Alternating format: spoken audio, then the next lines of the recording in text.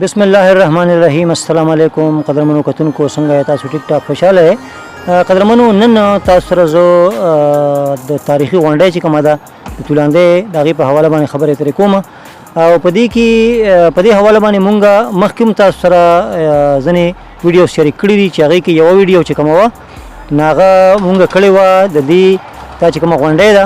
نو د دې غونډۍ ده چې کوم تاسو ګورئ ګرد چاپېر نو په دې غونډۍ تاریخ مونږ تاسو بیان کړی و د هغې محلي وقوع تاسو بیان کړې وه او بل ویډیو چې تاسو مونږ کتلی وه زمونږ نو هغه مونږ د تولاندې تاریخي چې کوم قبرستان دی تاسو ګورئ دغه قبرستان نو تاسو دا هم کتی شئ چې دغه قبرستان په حواله باندې مونږ خبرې اترې کړي دي نن په دې ویډیو کې قدرمنو تاسو سره هغه معلومات شریکوم چې هغې نه ډېر کم خلک خبري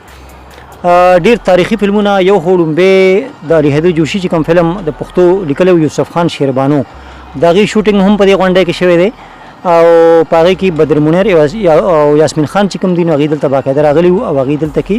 هغه شوټینګ کې حصه اخیستې وه دویم دلته چې فلم و در خیبر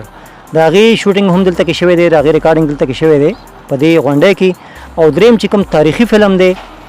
فرنګي چې هغه د اردو فلم دی او هغه ډېر زبردست در خیبر د پښتو و یوسف خان شیربانو هم د پښتو و خو فرنګي چې کوم دا د اردو فلم و ډېر مشهور فلم د هغې دلته کې ریکارډینګ شوی دی د هغې شوټینګ دلته کې شوی دی په دې غونډۍ کې او دا ډېر چونکې مزداره سینري وه نو په دې حواله باندې مې دلته کې ملګري راتلل او دوی به هغه ریکارډینګ دلته کې کوو په دې کې یو واقع تاسو سره شریکوم نن په دې ویډیو کې خو د هغې نه مخکې که چېرې تاسو زموږ چینل سبسکرایب کړي نه وي تاسو زموږ چینل سبسکرایب کړئ او د غنټې هغه بټن هم ووهئ نو تاسو ته به زموږ تازه ترین ویډیوز چې کوم دي به تاسو ته باقاعده راځي اوس راځم هغې واقعي طرف ته چې کومه واقع دلته کې د فرنګي فلم په دوران کې شوې وه فرنګي فلم چې کله دلته کې شوټینګ کېده ریکارډینګ کېده نو په هغې کې چونکې هغه د انګریزانو خلاف و په هغې کې یو جدوجهد خولی شوی و نو په هغې حواله باندې دلته کې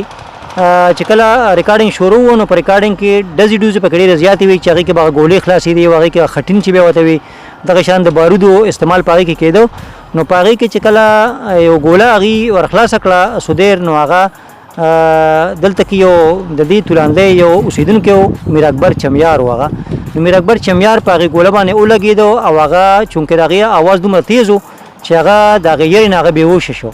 نو شمیماره او سودیر او تالش هغې فوري طور هغه شوټینګ پرېښودو هغې په هغه ځای باندې سټاپ کړو بیک اپ یې وکړو او هغې فوري طور راغله او شمیماره په خپل ګاډي کې میر اکبر چمیار چې کوم دی هغه واچو کالو خان هسپتال چې کوم دی سیول هسپتال تاریخي هسپتال دی هغې ته یې هلته کې وړو او هغه بیا ډېر وخت بېهوش او چې کله په هوش کې راغی